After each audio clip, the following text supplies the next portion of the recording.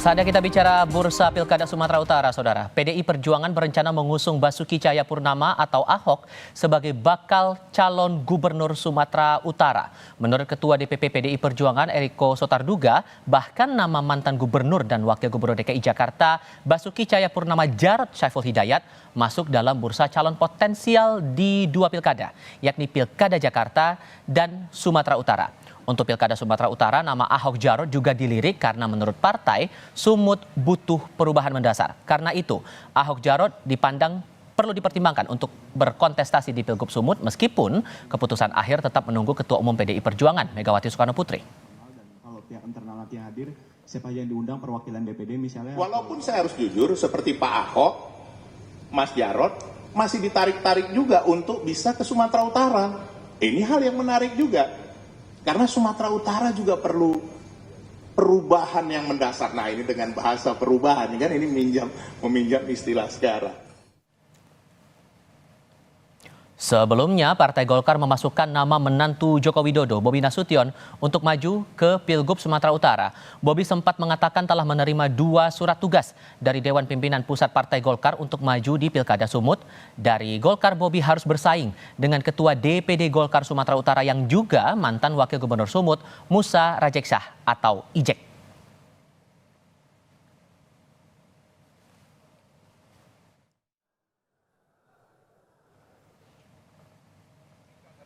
Pada agenda berbeda, Beni Sinomba Siregar, paman wali kota Medan Bobi Nasution, juga berniat maju pada Pilkada Medan 2024 dan telah mengambil formulir dari PDI Perjuangan. Beni saat ini menjabat sebagai Kepala Dinas Kebudayaan dan Pendidikan Kota Medan. Selain Beni, Hasanul Jihadi, tim ahli Bobi juga sudah mendaftar ke sejumlah partai politik untuk maju dalam pemilihan wali kota Binjai.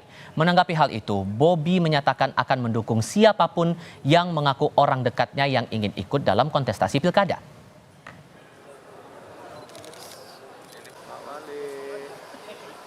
Ya itu pilihan lah ya, pilihan masyarakat. Saya lagi nggak ada KTP Binjai. Ya, tapi kan Bapak selaku Pak Didi selaku penasihat RKBN pokoknya semuanya saya sampaikan ya, semuanya baik.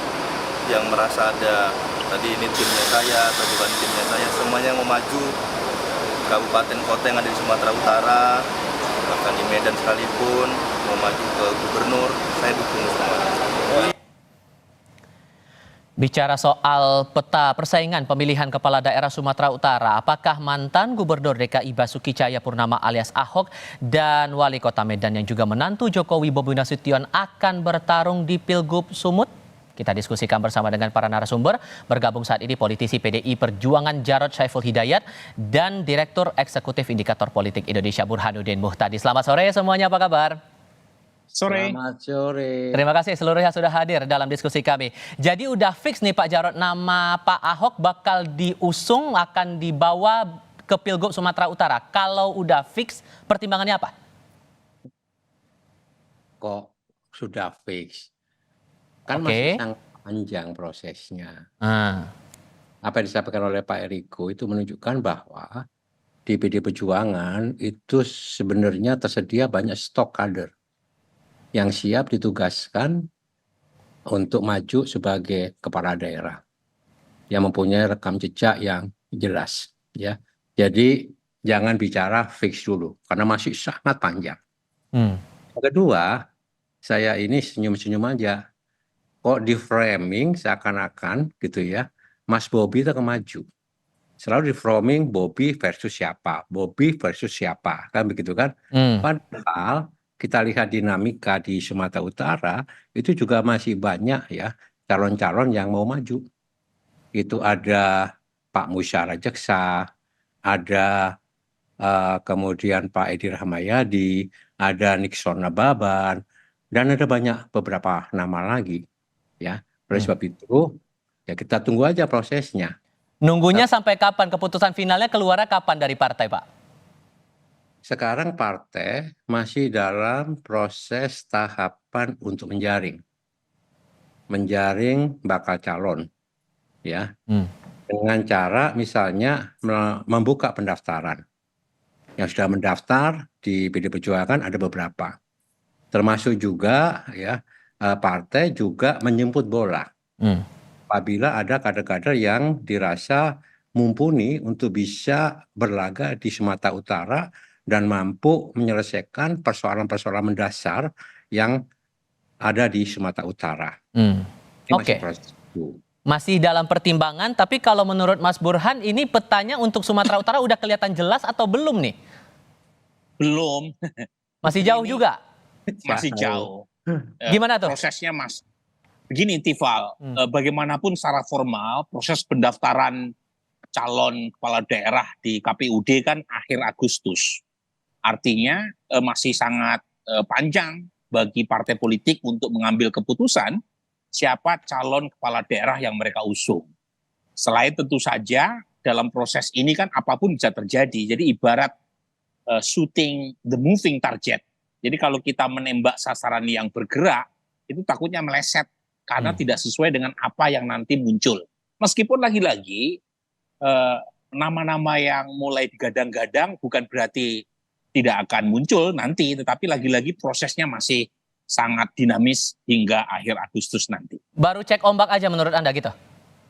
Betul, jadi sepertinya masih ada usaha untuk testing the water, dan nama Pak Ahok yang disebut oleh Pak Eriko itu juga bukannya tanpa peluang. Tentu saja Pak Eriko memunculkan nama Ahok tentu punya maksud tersendiri ya. Karena bagaimanapun dari sisi komposisi agama dan etnik masih memungkinkan buat Pak Ahok untuk mendapatkan potensi kemenangan di Sumatera Utara. Tapi pertanyaannya seberapa besar kemungkinan dia menang itu kan belum tahu kita. Dan seberapa besar Ahok mau. Karena kan konon Ahok sudah sedemikian terbaca keinginannya untuk maju di Jakarta. Jadi pernyataan belakangan ketika beliau mengkritik Pak Heru sebagai PJ terkait dengan penonaktifan KTP, kemudian hal-hal lain kan menunjukkan bahwa sepertinya Pak Ahok lebih berkenan untuk maju di Jakarta ketimbang wilayah lain. Tapi sampai ada pandangan juga bahwa jangan-jangan nih nanti kalau jadi Pak Ahok maju pasangannya Pak Jarod juga gitu. Itu kansnya juga terbilang besar atau enggak menurut Anda Mas Burhan? Ya kalau namanya kans kan sekarang orang bisa menebak menebak kemana-mana.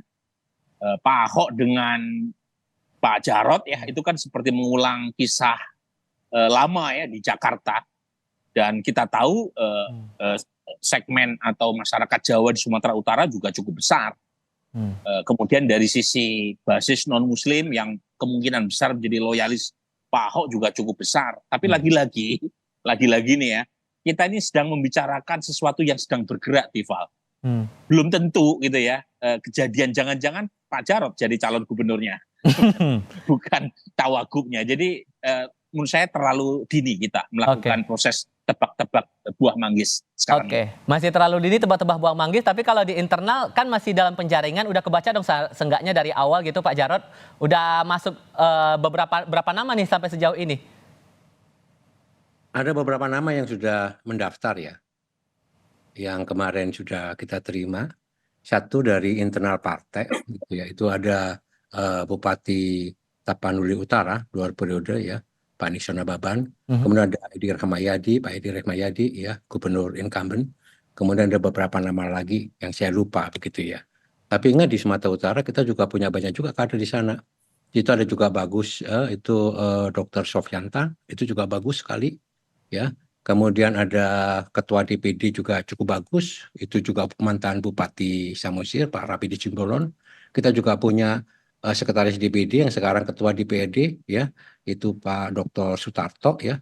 Artinya kita siap ya. Tetapi PD Perjuangan ini di Sumatera Utara itu kan sebetulnya bisa mengusung sendiri. Kita mempunyai 21 kursi ya. Tetapi kita tetap membangun komunikasi dengan partai-partai ya, sehingga benar-benar di Sumatera Utara itu ya kita berjuang bersama-sama, karena persoalan mendasar di Sumatera Utara yang harus segera kita selesaikan ke depan itu adalah persoalan korupsi. Ya. Karena banyak sekali kepala daerah Sumatera Utara itu tersangkut kasus korupsi gitu ya. Kemarin menghebohkan itu Bupati Labuan Batu misalnya. Mana ya. Jadi ini persoalan-persoalan mendasar, dan di sana ada infrastruktur yang tidak bagus ya. Kemudian stunting, kemiskinan ya. Jadi persoalan-persoalan seperti ini lebih baik kita bicara tentang apa yang harus dihadapi, apa yang harus diselesaikan, apa yang harus menjadi skala prioritas kalau kita ingin membangun Sumatera Utara supaya lebih baik lagi. Oke, kalau ya itu kan kalau yang mendaftar ke partai sejauh ini gitu kan ya Pak ya. Tapi kalau untuk nama-nama di luar yang mendaftar ke DPD, kayak nama Pak Ahok itu juga masuk dalam radar juga, masuk dalam pertimbangan juga. Nama Bapak kan beberapa orang juga menyebutkan kayaknya potensial juga tuh. Tentu saja gitu ya, semua nama akan dipertimbangkan dan nantinya akan dibicarakan secara intensif ya, didalami tentang potensi dan peluang-peluangnya. Karena persoalan bagi kita itu bukan hanya sekedar kita memenangkan pilkada, tapi setelah menang itu kita mau apa, ya kan? Kita mau melakukan apa? Perubahan apa yang kita kerjakan? Program apa yang kita jalankan? Itu dulu, bukan hanya sekedar menang. Ya, oleh sebab itu kita harus juga petakan modal apa yang dimiliki oleh kandidat. Ini harus lengkap. Satu, dia harus punya modal sosial yang kuat. Artinya dia dikenal, ya, dia populer dikenal dengan nama yang baik, misalnya ya, dia betul-betul punya akar, ya, dia punya modal sosial, itu penting. Yang dua, dia punya modal politik. Ada nggak partai politik yang betul untuk bisa memenangkan dia, ya, kandidat gitu ya. Dan ketiga tentu saja modal finansial. Nah, ini juga akan dibahas, semua akan dikerucutkan dan khusus untuk ya calon kepala daerah ini akan ada forum khusus. Karena kita akan membahas 37 ya, calon gubernur, wakil gubernur, dan ini nanti akan menjadi ranah dari hak prerogatif ketua umum. Oke, semua masih akan sangat strategis. Pertimbangannya kembali ke keputusan dari ketua umum. Tapi kalau Anda melihatnya Mas Burhan, PDIP masih memantau, mencari radar, membuka kesempatan siapapun untuk mendaftar. Ini masih kalah cepat nggak kalau kita compare dengan wilayah Jawa Timur begitu yang sudah ada nama yang kuat di sana? Sebenarnya kan pernyataan Pak Said Abdullah ya dari PD Perjuangan terkait dengan calon gubernur di Jawa Timur itu kan pernyataan yang masih tanda koma karena kata putusnya ada di tangan Ibu Mega sebagai ketua umum yang punya hak prerogatif untuk menentukan calon gubernur dari PD Perjuangan. Dan untuk konteks Jawa Timur itu memang beda dengan Sumatera Utara. Di Jawa Timur itu gubernur incumbent Hovifah per hari ini itu surveinya cukup tinggi. Ya, 40% lebih rata-ratanya. Dominan, sangat dominan. Ini beda dengan Sumatera Utara. Jadi di Sumatera Utara ini masih banyak nama-nama yang bisa menciptakan kejutan. Jadi selain PD Perjuangan yang bisa mencalonkan sendiri tanpa harus koalisi, Golkar juga bisa. Karena Golkar mengalami kenaikan cukup tajam ya. Termasuk bisa menantang Bobi nantinya ya. Betul. Jadi Golkar juga punya kesempatan untuk bisa mencalonkan tanpa harus berkoalisi dengan partai lain. Dan Golkar punya figur wakil gubernur sekarang yaitu Pak Musa Rajeksah ya. Jadi lagi-lagi petanya tidak seterang di Jawa Timur sehingga partai-partai termasuk PD Perjuangan saya kira akan mengambil langkah yang lebih berhati-hati dalam memutuskan beberapa provinsi yang kunci seperti Sumatera Utara. Sehingga nanti yang akan jadi pertimbangan kalau Anda membacanya, melihat karakteristik dari para pemilih di wilayah Sumatera Utara nanti, hal apa yang bakal dipertimbangkan partai ke depan? Tentu yang pertama adalah faktor elektabilitas ya. Jadi peluang seberapa besar calon yang diusung oleh partai punya potensi untuk menang. Nah ini bagaimanapun sesuai dengan hukum besi partai politik karena mereka pengen ikut rombongan pemenang ya. Semacam bandwagon effect. Yang kedua tentu berkaitan dengan apakah calon yang diusung itu berasal dari kader partai yang bersangkutan atau tidak. Karena kalau mengusung calon yang potensial menang tetapi kontribusi elektoral buat partai pendukung atau pengusung relatif kecil, tentu partai akan berhitung banyak. Dan terakhir khusus buat PD Perjuangan, ya di Sumatera Utara ada figur Bobi Nasution yang kita tahu bagian dari residu pilpres katakanlah seperti itu dan apalagi PD Perjuangan Sumatera Utara ya, itu kan betul-betul sakit hati ya kalau kita baca dari media sama Mas Bobi dan sangat mungkin ya PD Perjuangan akan mencari calon yang potensial bisa mengalahkan Bobi Nasution. Itulah yang kemudian sedang dipantau juga oleh PDIP Pak Jarod mengantisipasi Jokowi efek ini untuk di Pilkada Sumatera Utara. semuanya kita pantau gitu ya. Semuanya punya potensi, semuanya punya peluang begitu ya. Tapi yang kita perlu waspadai, perlu kita cermati bersama adalah jangan sampai ya unsur nepotisme dan abuse of power, cawe-cawe dari presiden ini menjalar ke pemilihan kepala daerah. Ini contoh yang tidak bagus. Kita berharap betul-betul kepala daerah, pemilihan kepala daerah pilkada itu berjalan dengan jujur, dengan adil. Oke. Ini yang perlu kita antisipasi. Semuanya perlu kita antisipasi. Jadi kita mengantisipasi bukan hanya si A atau si B, ya. Tentang di Sumatera Utara ini petanya masih sangat cair, sangat dinamis. Siapa yang akan bakal maju? Misalnya ya Partai Golkar itu punya ketua DPD, misalnya Pak Musa Rajeksyah. Ya. Ya, itu juga punya potensi untuk maju. Bobi juga dapat ya silahkan saja. Nanti kita bisa melihat karena ini masih betul-betul sangat cair. Tetapi yang jelas komunikasi antar partai politik tetap kita bangun. Bukan hanya untuk kepentingan elit, tapi lebih daripada itu untuk kepentingan masyarakat ya, rakyat Sumatera Utara. Untuk bisa memecahkan berbagai macam persoalan mendasar di Sumatera Utara. Singkat saja Mas Burhan, terakhir untuk Anda, apakah kemudian hanya sebatas pada tokoh saja yang menjadi bagian Jokowi efek untuk Pilkada Sumut atau ada hal lain juga sebetulnya yang mungkin perlu dibaca lebih dalam lagi nanti? Sebenarnya kita perlu ya untuk mendesakkan agenda di luar dari isu horse race atau pacuan kuda elektabilitas calon kepala daerah. Jadi tadi yang disebut oleh Mas Jarod penting. Jadi bagaimana partai dan calon kepala daerah itu mengadres isu-isu yang dianggap penting oleh warga di setiap wilayah. Jadi jangan sampai persoalan yang diharapkan oleh publik untuk diselesaikan itu hilang, ditelan oleh isu popularitas dan elektabilitas tokoh.